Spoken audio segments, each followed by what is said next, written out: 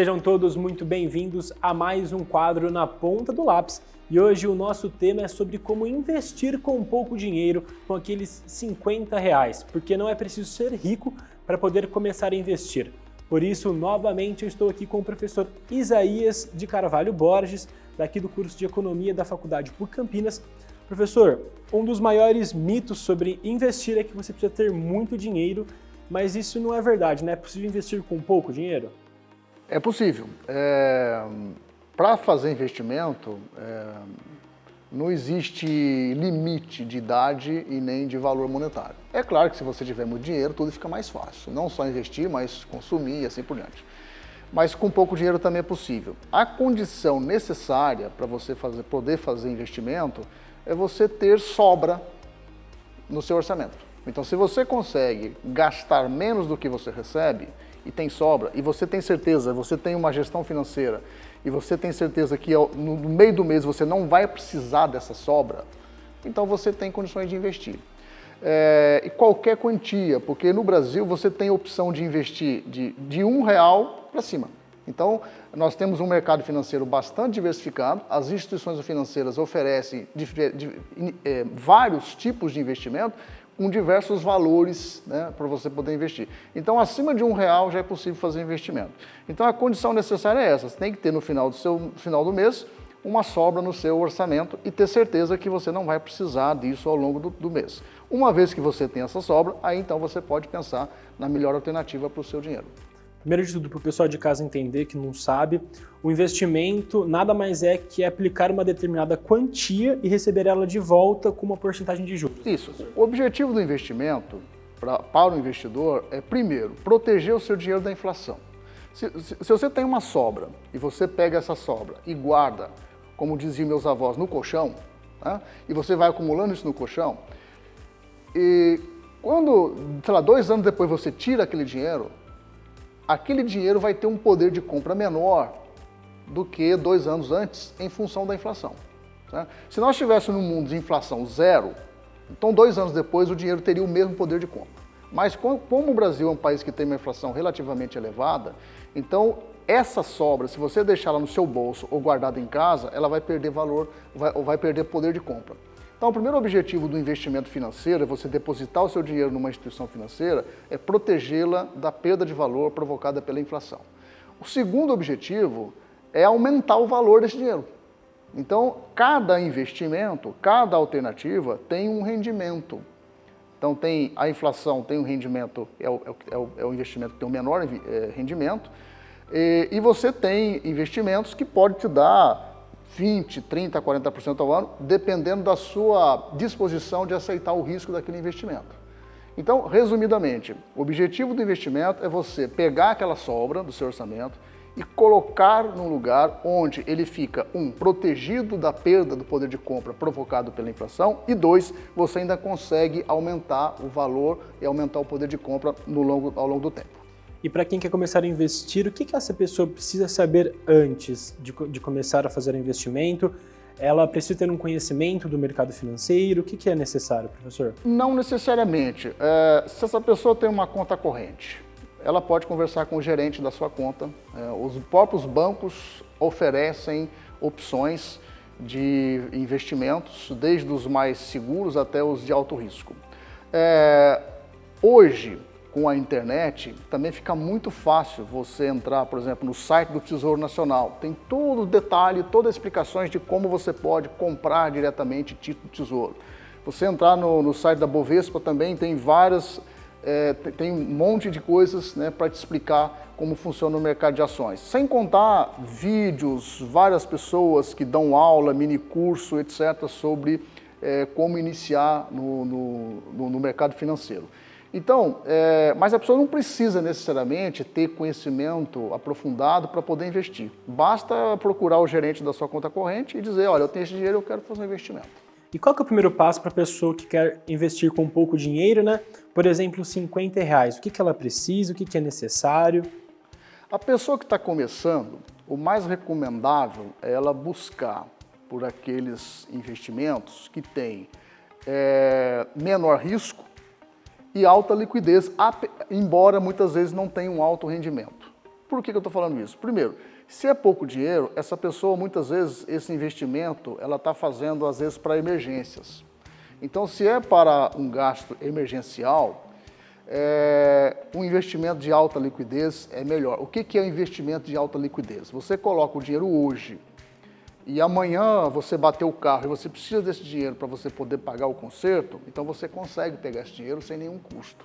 Então, poupança, renda fixa, você consegue. Detalhe, a única coisa se você colocou seu dinheiro, por exemplo, na poupança, no dia 10 de fevereiro, você só vai receber os juros, a remuneração, se você deixar o dinheiro até 10 de março. Você pode tirar antes de 10 de março, mas você não recebe os juros, né? Isso é bom as pessoas saberem. Mas, de qualquer forma, para quem está começando, é importante esses investimentos que têm baixo risco, porque a pessoa não precisa de muito conhecimento sobre como funciona o mercado. Investidores mais experientes, com mais dinheiro, aí sim eles podem se aventurar a outros tipos de investimento, por exemplo, o mercado de ações e etc. E, professor, é legal a pessoa fazer uma reserva de emergência? Com certeza. Primeiro, ponto. Nós vivemos em um país com muita instabilidade econômica. O que significa que o emprego de hoje eu posso não ter amanhã, a renda que eu tenho hoje posso deixar de ter. Se você é um pequeno empresário, você pode ter uma queda na demanda, uma mudança na inflação, enfim, várias coisas podem mudar de forma imprevisível que vai afetar a sua receita. Então, caindo a sua receita, ou você tem que reduzir o seu gasto, mas muitas vezes você tem gastos fixos que é impossível reduzir. Por exemplo, plano de saúde, o aluguel da casa, a escola do filho, o combustível, você não tem como reduzir. Esses são os seus gastos essenciais, fixos, essenciais, e que muitas vezes você não tem como reduzir. Então, se cai a sua renda e você não consegue reduzir os gastos na mesma proporção, se você não tem reserva, você vai ter que entrar em dívida. E aí que mora o problema no Brasil. A nossa taxa de juros ela é muito elevada. Sobretudo essa dívida de curto prazo, por exemplo, cheque especial ou o rotativo do cartão. Então, não ter reserva significa que, caso aconteça algo imprevisto, que vai fazer você ficar com uma receita menor que seu gasto, você vai ter que pagar uns juros muito altos para poder controlar suas finanças. Então, a reserva ela é fundamental para isso. Mas no Brasil, mais ainda, que é um país com muita instabilidade, e também um país com um crédito muito caro. Então a reserva sempre é uma coisa interessante a se fazer no Brasil. Também estabelecer metas de curto, médio e longo prazo também é interessante. No curto prazo, a principal função do investimento é essa, você ter uma reserva, né, para eventualidades. Mas no médio prazo, você pode pensar em investimento, por exemplo, planejando trocar de carro, trocar de casa, fazer uma viagem, etc. No longo prazo, a principal razão para você pensar em investimento a longo prazo é a aposentadoria, é a previdência. De novo, aqui é um problema também que precisamos considerar. Primeiro, o aumento da expectativa de vida. A expectativa de vida da nossa geração vai chegar a 85, próximo de 90 anos. O que isso significa? Nós vamos trabalhar, nós vamos viver cada vez mais. Só que nós não queremos viver mais e viver mal, né? Queremos viver mais e viver bem. Só que para viver bem eu preciso de renda. Porém, força para trabalhar, 65, 70, vão diminuindo.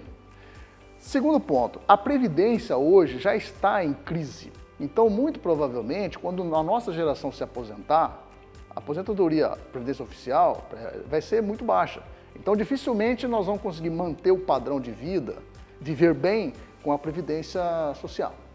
Então, precisamos pensar nisso. No longo prazo, eu preciso pensar seriamente em fazer investimento visando esta aposentadoria ou visando como viver mais, como aproveitar melhor esses anos que nós estamos ganhando de longevidade de uma forma mais tranquila e mais saudável. E o professor, deixar o dinheiro guardado na conta corrente ou na poupança é recomendado? O dinheiro na conta corrente não tem nenhum rendimento. E você ainda paga taxas. Então, deixar o dinheiro na conta corrente equivale a deixar o dinheiro em casa. Se você tem inflação, vou dar um exemplo. Vamos imaginar que você deixou R$100 parado na conta corrente durante um mês. Se naquele mês a inflação foi 10%, que não é o caso, né? O Brasil não está nisso, mas para ficar mais fácil de fazer a conta. Se naquele mês a inflação foi 10%, no final do mês você tem uma célula de R$100, mas com um poder de compra de 90. Então na conta corrente você perde poder de compra. Claro que assim, então tá bom, então eu tiro da conta corrente e põe num CDB ou põe na renda fixa. Aí volta no início do programa. Desde que você tenha certeza que você não vai precisar desse dinheiro. Porque vamos supor que você botou isso na renda fixa e depois você cai no cheque especial. Quando você colocou na renda fixa, é como se estivesse emprestando dinheiro para o banco e o banco está te pagando 10% ao ano. E quando você usa esses R$100 no cheque especial, o banco está te cobrando 200. Então você está fazendo um péssimo negócio. Então assim, você só tira o dinheiro da conta corrente se de fato você tem certeza, está tudo bem planejado, que você não vai precisar. Daí a importância também do seu investimento ter liquidez, porque se ocorre uma fatalidade e você bateu o carro, sei lá, pegou fogo na casa e você precisa desse dinheiro, se tem liquidez, rapidamente você consegue transferir para a sua conta corrente e você não precisa entrar no cheque especial ou fazer um empréstimo, certo? Então, de fato, conta corrente não é investimento, porque não tem retorno, não tem rendimento. Então, qual que é o melhor caminho para um bom investimento, para quem quer começar a investir com pouco dinheiro? É optar pela renda fixa? Para quem está começando com pouco dinheiro, renda fixa é uma boa alternativa. Primeiro, que tem um retorno um pouco maior do que poupança. Segundo, que tem uma liquidez, né, boa, que a pessoa consegue retirar o dinheiro com facilidade. E terceiro, que tem baixo risco, certo? Então, às vezes, há muita empolgação e muita divulgação, por exemplo, de investimento de mercado de ações, por exemplo. Ok, tem um ano que uma ação vai valorizar 50%, mas tem ano que uma outra ação vai perder 50%. Então, aí eu estou falando de investimentos que são de altíssimo risco. O ideal para você chegar nesse mercado é que você já tenha uma quantidade de dinheiro tal que você consiga mesclar a chamada carteira de investimento. Quando você tiver condições de botar, é a velha história de não colocar todos os ovos na mesma cesta, certo? Quando você começa, você tem um ovo só, né? Então você tem uma cesta só. Então se é uma cesta só, eu vou colocar na cesta mais segura. A hora que eu tiver 12 ovos, então eu já posso começar a pensar, de correr um pouquinho de risco, pegar 3 ou 4 desses ovos e colocar numa cesta que pode render mais, que tem mais risco, mas também pode render mais. Porque aí eu tenho aqui um porto seguro. Eu tenho aqui, a metade dos meus ovos estão aqui na renda fixa, eu não vou perder tudo, né? Mas para quem está começando, o recomendável é começar por esses investimentos que são mais seguros e ao mesmo tempo não tem um rendimento tão baixo quanto a poupança.